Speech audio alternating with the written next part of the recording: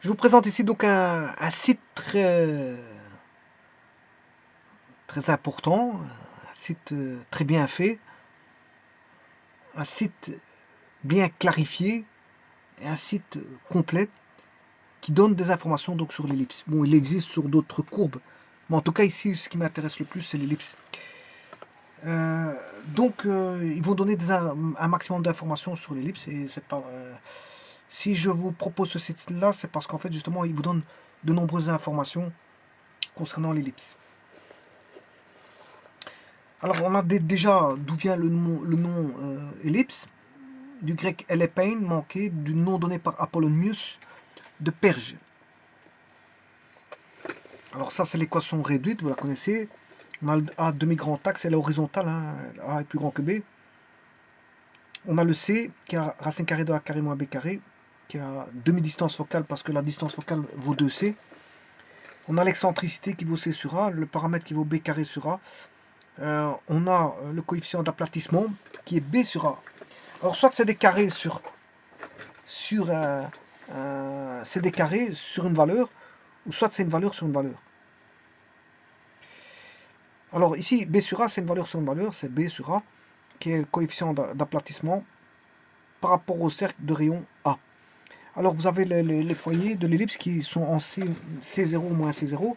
On a des primes qui sont les droites d'équation, qui sont les directrices, si vous voulez, A carré sur C plus A carré sur C moins A carré sur C, l'une correspondant au foyer F et l'autre correspondant au foyer F'. Il y a le pied de la directrice sur l'axe OX. Ça, c'est le point K, qui est voilà, qui est la directrice, le point sur l'axe OX. Le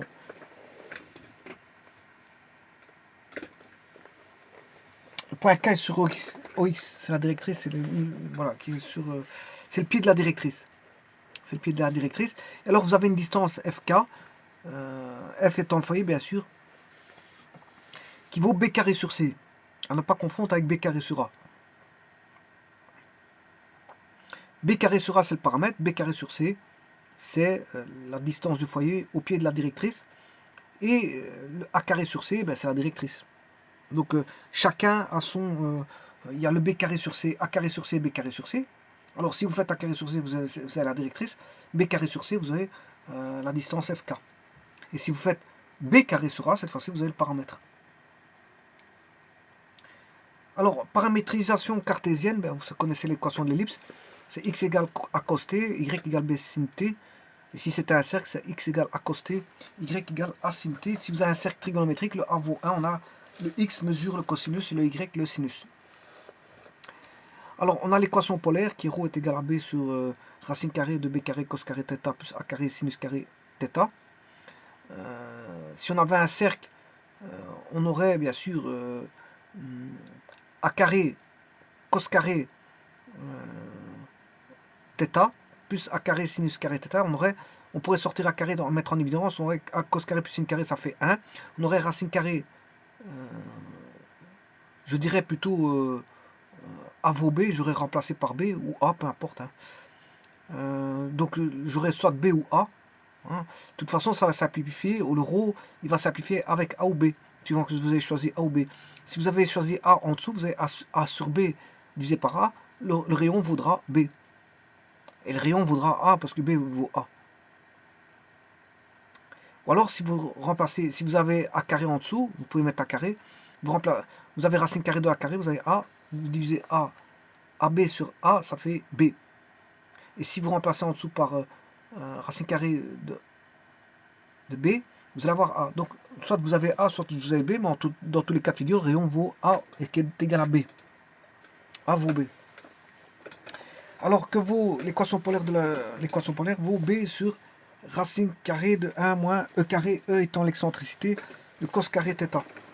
L'équation polaire, podaire, attention pas confondre l'équation polaire et l'équation podaire. L'équation podaire c'est A carré plus B carré moins ρ carré fois P carré, P étant le paramètre, alors que E est l'excentricité. Donc c'est A carré plus B carré moins ρ carré moins ρ carré fois P carré est égal à carré B carré, ça c'est l'équation podaire. Abscisse curviligne. Alors ds est égal à a racine carrée de 1 moins e carré cos carré t dt, avec le s qui vaut a fois e 1 moins 1 virgule e moins e cosinus t virgule e, pour t compris entre 0 et pi, où e est égal à x virgule k, qui est l'intégrale de 0 à x de racine carrée de 1 moins e carré t carré sur racine carrée 1 moins t carré dt. C'est ça le e. Pour eux, c'est ça le e. C'est l'intégrale de 0 à t de 1 racine carrée de 1 moins e carré t carré sur racine carrée de 1 moins t carré dt. Alors une fois que vous avez ce e, bien sûr, vous avez l'intégrale.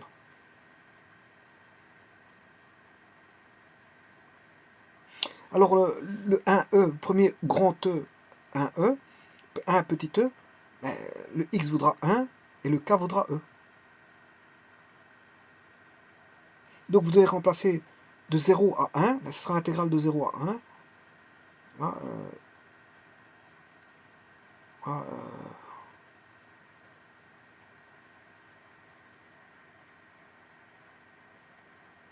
le x vaudra 1.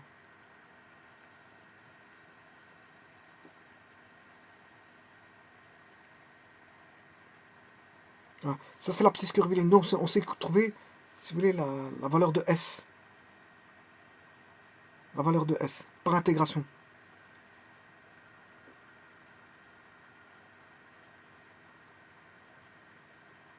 Alors l'intégrale, elle est elliptique de deuxième espèce, rayon de courbure, a carré sur b carré, 1 moins e carré cos carré t, racine cubique de 1 moins e carré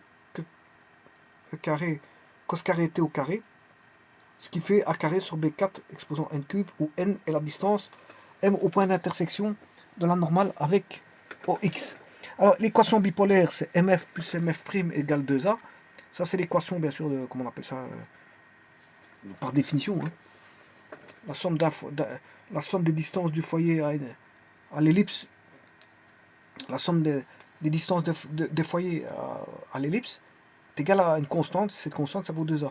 Alors l'équation polaire de pôle F et d'axe OX vaut ρ est égal à P sur 1 plus E cosinus θ. L'équation cartésienne est polaire dans un repère d'origine. Oh, ici, ça vient d'une traduction. Enfin bref. Longueur donnée par une intégrale elliptique de deuxième espèce. Vous avez ça, c'est la valeur. Donc on a la série de Euler. Sinon, on a la série de Gauss-Kumer. Voilà. On peut avoir aussi l'approximation de Ramanujan, qui date de 1914. Hein. Et ça, c'est la longueur donnée par une intégrale elliptique de deuxième espèce. Donc l'intégrale de 0 à 2pi de a carré cos carré t plus b carré sin carré t dt, c'est égal à 4 fois l'intégrale de 0 à 2pi racine carrée de e carré 1 moins e carré sin carré t dt, ce qui vaut, la valeur c'est 4a e, et e grand E c'est la valeur de xe. Il faut qu'on calcule une intégrale. Voilà. Et ça donne, c'est égal à 2pi a fois qui est la série de l'air, qui est 1 moins 1 demi au carré, e carré moins 1 fois 3 sur 2 fois 4 au carré, 4 sur 3, moins 1 fois 3 fois 5 sur 2 fois 4 fois 6. Au-dessus, c'est les impairs, en dessous, c'est les pairs. Voilà, au carré. Alors, vous avez 6, ça va évoluer en e carré, E4, E6, E8, etc. Et alors, vous allez avoir 1, 3, 5, 7 en dessous de E exposant N. Il y a du pair, il y a de l'impair là-dedans. Alors, pour la série de Gauss-Kumer, c'est un peu la même chose, si ce n'est qu'on a pi fois AB, 1, on a tout du plus. Tout du plus. Et alors là, c'est 1 demi au carré, U carré, plus 1 fois 3 au carré sur 2 fois 4 au carré, U4 sur 3 au carré, 1 fois 3 fois 5 au carré sur 2 fois 4 fois 6, U6 sur 5 au carré. Et U, c'est quoi? C'est A moins B sur A plus B. Vous voyez que c'est la même chose que la série d'Euler. C'est juste une transposition pour obtenir pi fois a plus b au départ. Donc ce qui veut dire qu'ils ont remplacé le u vaut a moins b sur a plus b. Si vous remplacez le u par a moins b fois a plus b, vous aurez la série de l'air. Voilà, c'est une translation, c'est juste une translation pour avoir, si vous voulez, plus que des sommes. On n'a plus que des sommes, et le produit sera non plus 2 pi a, mais pi fois a plus b.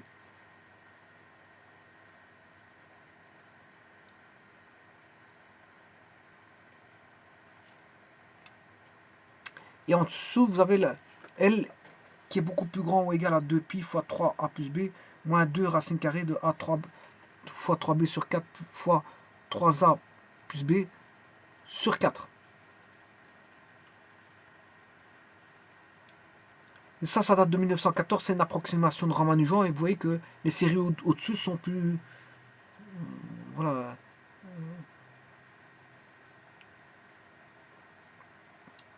Voilà. Si je prends le premier terme, on aurait 3 pi fois plus b.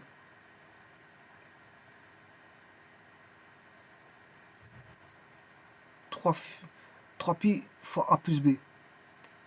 Donc voilà, on aurait 3 pi. Le premier terme pour la série de l'air donne 2 pi a. Le premier terme de la série de voilà de Gauss-Kummer donne pi a plus b. Et Ramanujan, son premier terme, c'est 3 pi a plus b. Donc il y en a un, c'est 2 pi a, premier terme. Il y en a un qui va donner le premier terme pi a plus b, le troisième va donner 3 pi a plus b.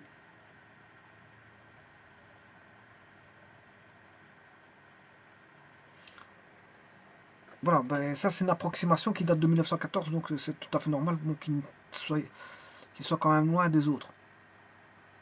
Alors, le rayon, l'air c'est pi ab, le rayon du disque, de même r, c'est racine carrée de ab. Les ellipses sont des cônes d'excentricité inférieure à 1, parce que si c'est égal à 1 c'est une parabole, si c'est égal à 0 c'est un cercle. Voilà, donc c'est compris entre 0 et 1. Alors, elles ont été historiquement définies comme sections de cône de révolution par un plan faisant avec l'axe du cône un angle supérieur à celui de l'angle entre une génératrice et l'axe. Mais plus généralement, toute section bornée d'une quadratique, enfin d'une quadrique, je m'excuse, d'une quadrique, par un plan est une ellipse. Alors, l'ellipse possède de nombreuses définitions géométriques planes. Définition, il y a la définition bifocale. L'ellipse est le lieu des points dont la somme des distances à deux points fixes, f' est constante. Voir l'équation bipolaire qui est mf plus mf' égale 2a qui se trouve là.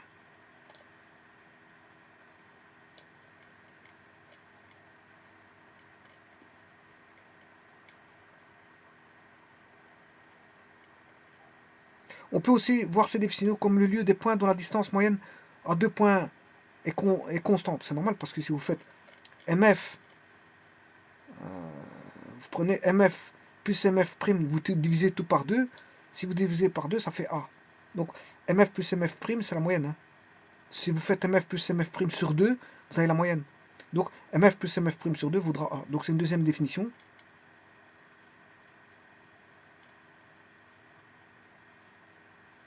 Donc le lieu des distances dont la distance moyenne à deux points, qui sont f et f' bien sûr, est constante, est égale à a.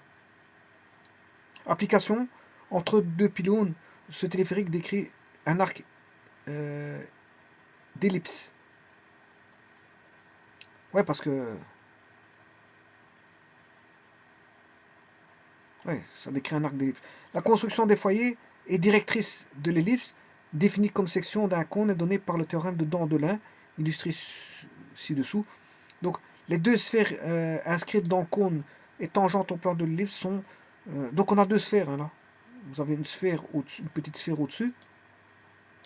Tout au-dessous, on avait une demi-sphère. D'ailleurs, il est coupé par un plan. Hein. Vous voyez qu'il est coupé par un plan, cette demi-sphère. Et on a une demi-sphère en dessous du cône. Voilà, il est coupé aussi par un plan. Voilà. Et si vous allez chercher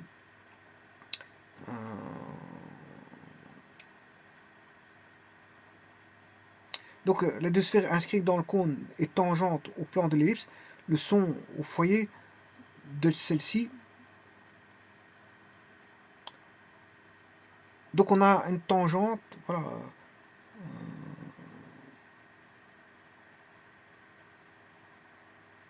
Les deux sphères sont dans le cône. Hein. Les deux sphères sont dans le cône.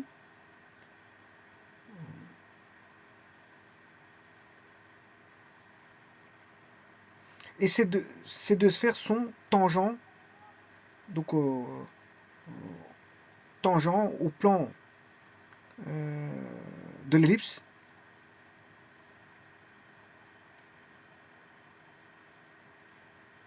Donc ils sont tangents au plan de l'ellipse.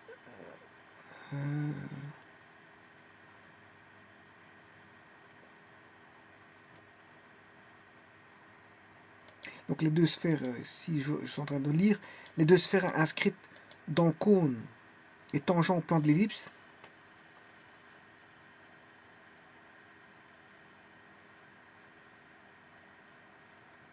le sont au foyer.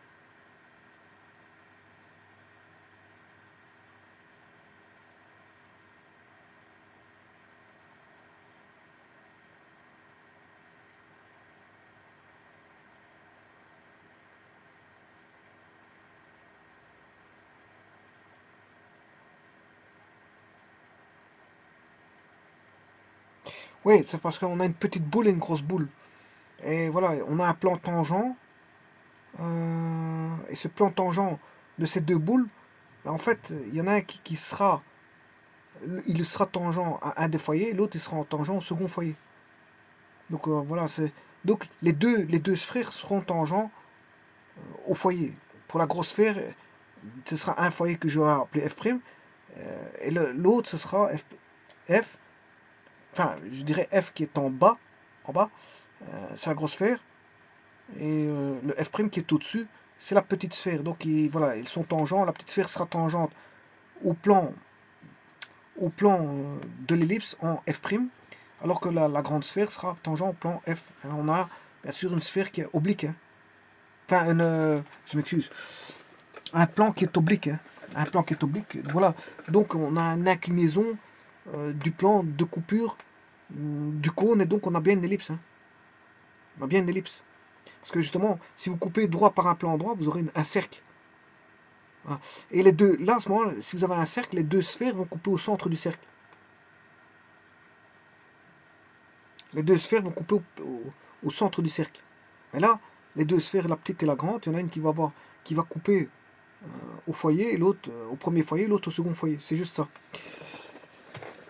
Alors, pour une généralisation plane, la propriété MF plus MF' égale 2A, voire les ovales de Cayley, les ovales de Descartes, pour une généralisation à l'espace, voire l'ellipse sphérique. Voilà, l'ellipse sphérique, c'est dans l'espace.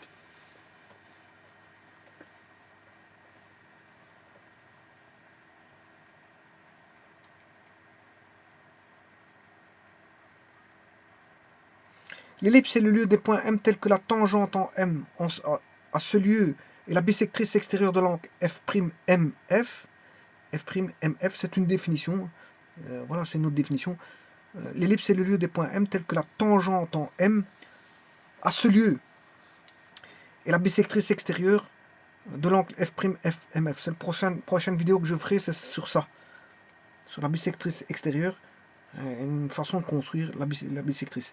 D'après les lois de la réflexion, le rayon lumineux ou toute onde sonore issue de F' d'un foyer est donc réfléchi par l'ellipse suivant une droite passant par le foyer.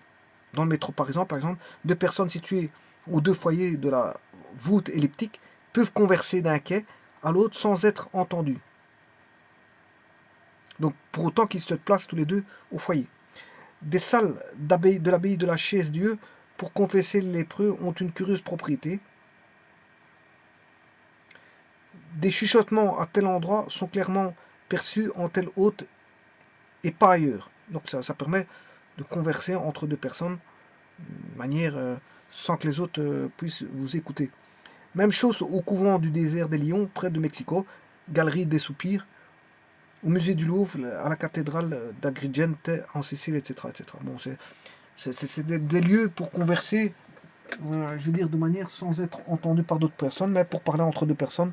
Je veux dire, mais il faut que l'espace soit elliptique et donc que les deux personnes se placent au niveau du foyer de l'ellipse. Alors, dans ce billard elliptique, elliptique, dans ce billard elliptique, pour mettre la balle dans un trou après un rebond, il suffit de viser l'autre foyer.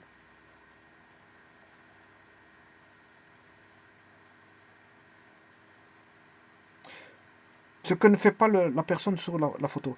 La personne, qu'est-ce qu'elle fait? Elle est au foyer d'une ellipse.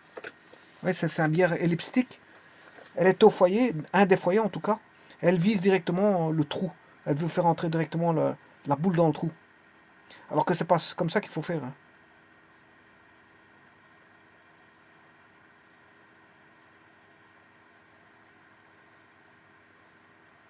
Il ne faut pas viser directement le trou.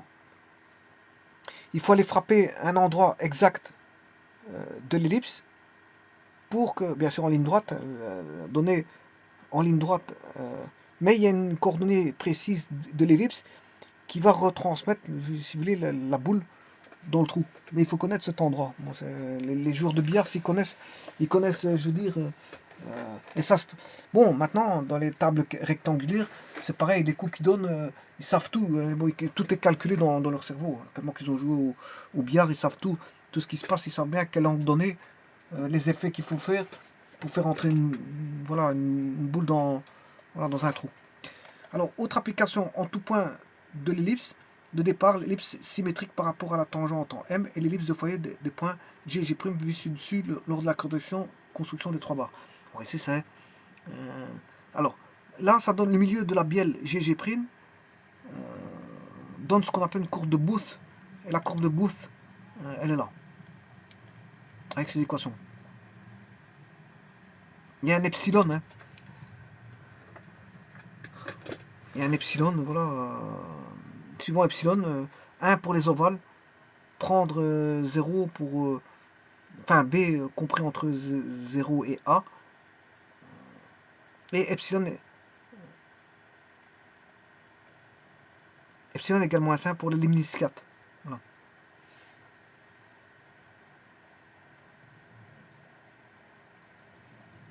Alors, on a le quartique bicirculaire rationnel. Vous avez toutes les équations qui sont là, en fait. Voilà.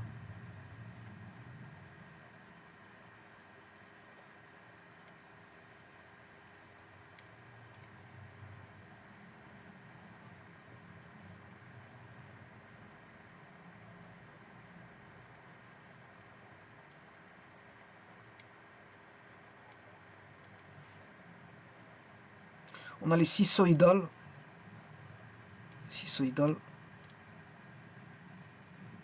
Courbe de Watt. Spirique de Persée. Biquadratique. Ovale de Cassini. Ouais, et ainsi de suite. Bon, les courbes, c'est pas ça voilà, c'est pas ça qui manque, hein. Les courbes, il existe toute une panoplie. Bon, on peut rien que toute sa vie étudier les courbes. Vous pouvez étudier les courbes toute votre vie, tellement il y en a. Il y a à boire et à manger dans les courbes.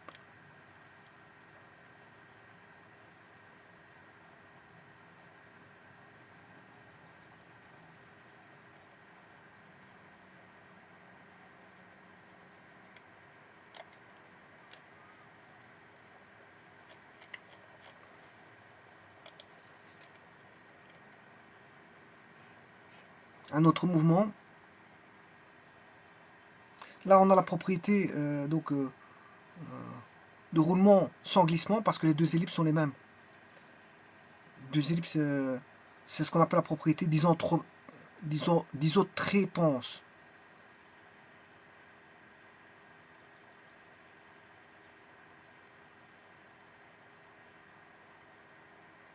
Propriété d'isotrépance de l'ellipse par rapport à un foyer.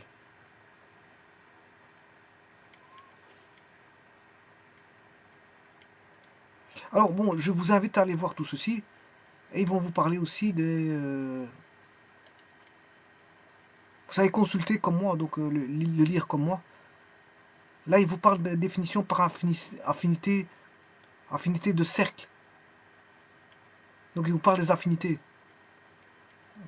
Bon.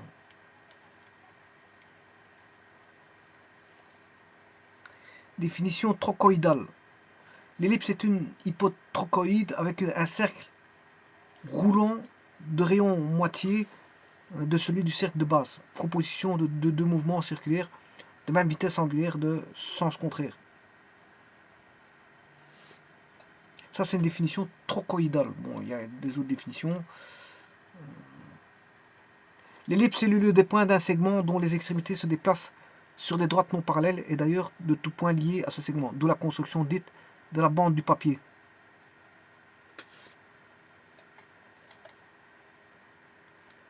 Dont les extrémités se déplacent sur des droites non parallèles. Bon, ça c'est une sixième définition.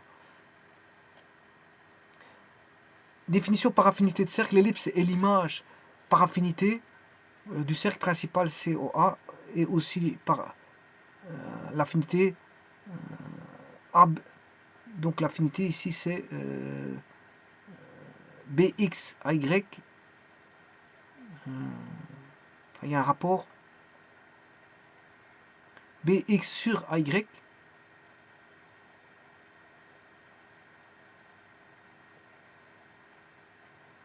Il y en a un, c'est A sur B X. A sur B X, Y.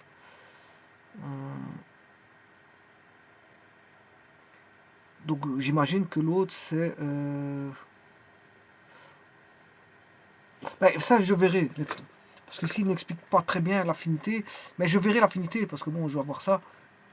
Je verrai à un moment donné, mais ici il ne doit pas marquer le rapport. Hein.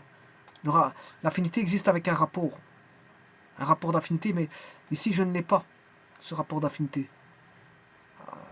D'un côté je l'ai, AB sur X, AB sur... Le X devient A sur B X, le Y reste Y. Par contre l'autre, le rapport d'affinité, je ne sais pas qu'est-ce qu'ils ont voulu marquer là. Est-ce que le X reste le X et le Y deviendrait B sur A Y? Pourquoi pas? Ce serait peut-être ça.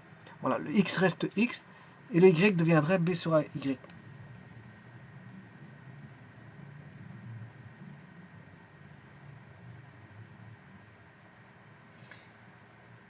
Et donc là, on sait le construire par la méthode de la réduction d'ordonnées. Donc on a ce qu'on appelle la transformée de Newton.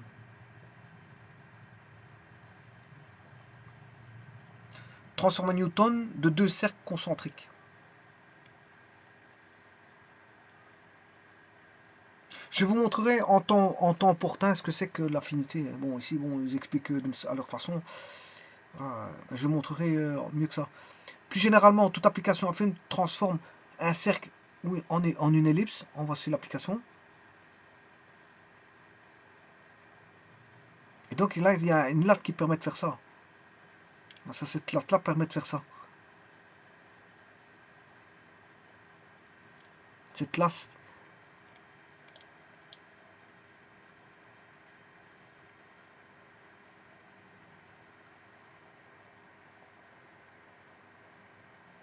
Donc on a plusieurs définitions. Ça, c'est la définition numéro 5. La 4. L'ellipse est le lieu des points M tels que MF plus E, MH' est égal 2A, où H' est la propriété et la projetée de M sur la directrice D' avec E strictement compris entre 0 et 1.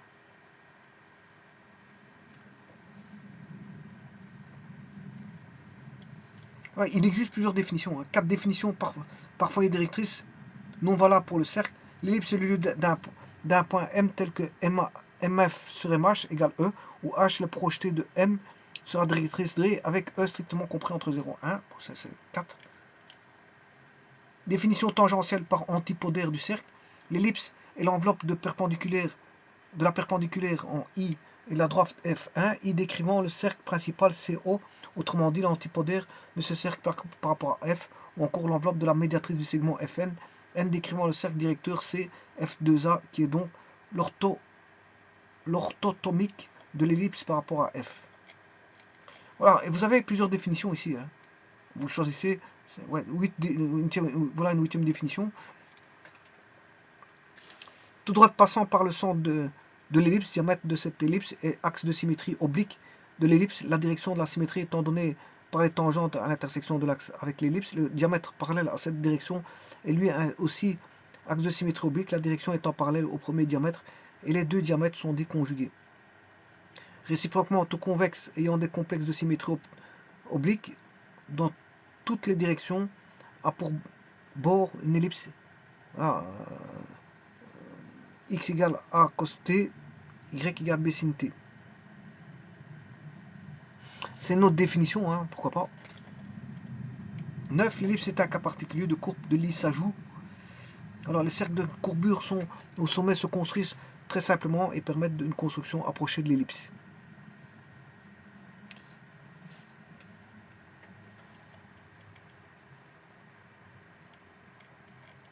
Voilà. Et donc, l'antipodère, bon, ils expliquent aussi ce que c'est que l'antipodère. Hein. L'antipodère ou orthocaustique. Si M0 est le point courant de gamma 0, le point courant de M de l'antipodère par rapport à O est défini par OM égale OM0 plus OM0 fois V0 R fois le vecteur OM0. La flèche au-dessus, c'est vecteur, hein, sur le déterminant de OM0, V0.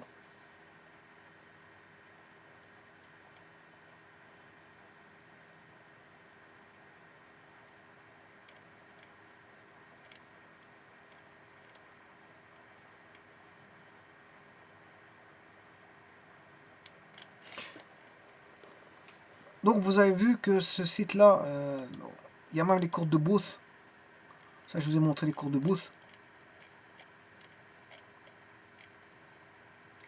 L'antipodère. Bon, bien sûr, il s'avère que je verrai tout ça. L'affinité, je verrai. L'antipodère, je verrai. Mais chaque chose en son temps. En tout cas, la prochaine vidéo va concerner donc la construction par une des définitions qui est, je prends la définition numéro, la bifocale. Bon, c'est pas celle-là, celle-là c'est celle que tout le monde définit, l'a définie au départ.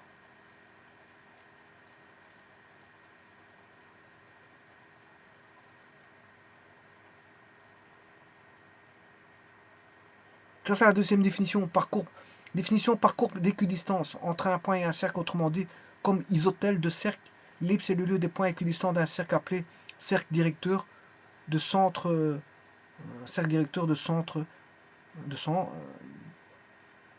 cercle directeur. Donc, l'un des foyers qui est F' est de rayon 2A, et d'un point situé à l'intérieur de ce cercle qui est notre foyer F'. Bon, ça aussi je verrai. Je verrai ceci.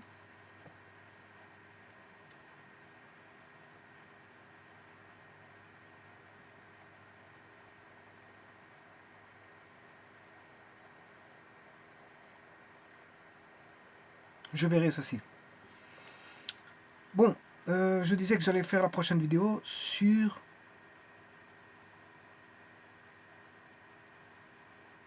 ça, c'est la définition tangentielle par antipodère de cercle. Non, c'est pas ça. Définition par foyer directrice. C'est pas ça. Non plus. Par affinité de cercle non plus.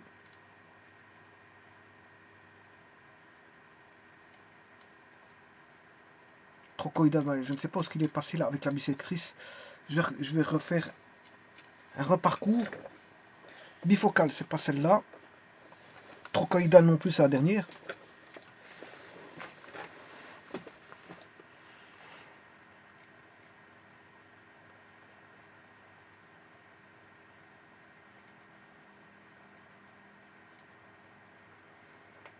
Un bis. C'est pas celle-là. C'est pas celle-là.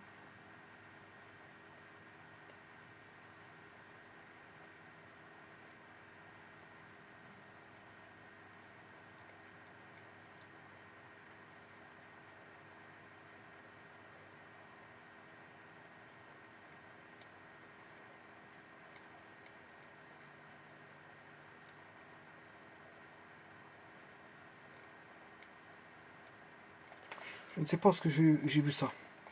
Avec les bisectrices.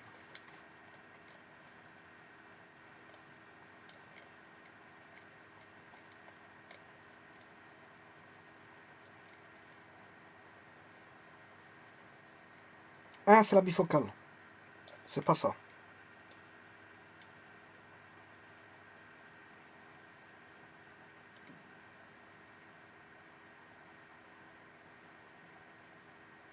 Oui, c'est ça. C'est dans la 1 bis. La 1, c'est la bifocale. MF plus MF' égale 2A. La 1 bis, c'est justement ça. L'ellipse est le lieu d'un point M tel que la tangente en M à ce lieu est la bisectrice extérieure de l'angle F' MF. Donc je ferai ça la prochaine vidéo. Alors la deuxième définition, c'est la définition par courbe équidistante. Des courbes équidistantes. La troisième définition, c'est avec l'antipodère. La quatrième, bon, c'est une définition par foyer directrice. Donc on a MF sur MF, MH égale E. Et le lieu d'un point M tel que MF sur MH égale E, où E est l'excentricité, où H est le projeté de M sur la directrice D, et E c'est l'excentricité, compris bien sûr entre 0 et 1, si c'est une ellipse. Là on a la 4 bis, l'ellipse est le lieu des points M tel que MF plus E MH' égale 2A. Bien sûr, H' est le projeté de M sur la directrice D', avec E strictement compris entre 0 et 1, puisque c'est l'excentricité. Là, c'est par définition d'infinité de cercle.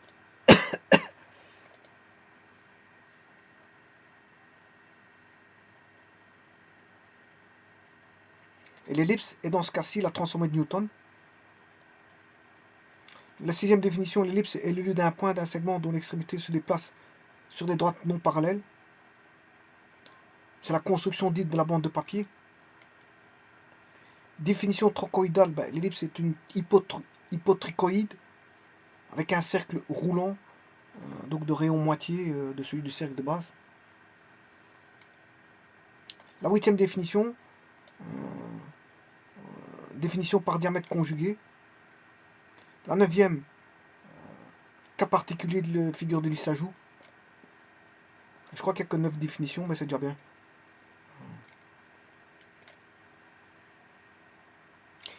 Voilà, c'est pour vous dire que c'est un très beau site. Si vous voulez vous intéresser un peu plus à l'ellipse, vous avez tout ce qu'il faut ici pour vous mettre au courant de l'antipodère, l'affinité, les courbes de Booth, cours de Booth, etc., etc. Bon, il y a encore à boire et à manger là-dedans, donc vous pouvez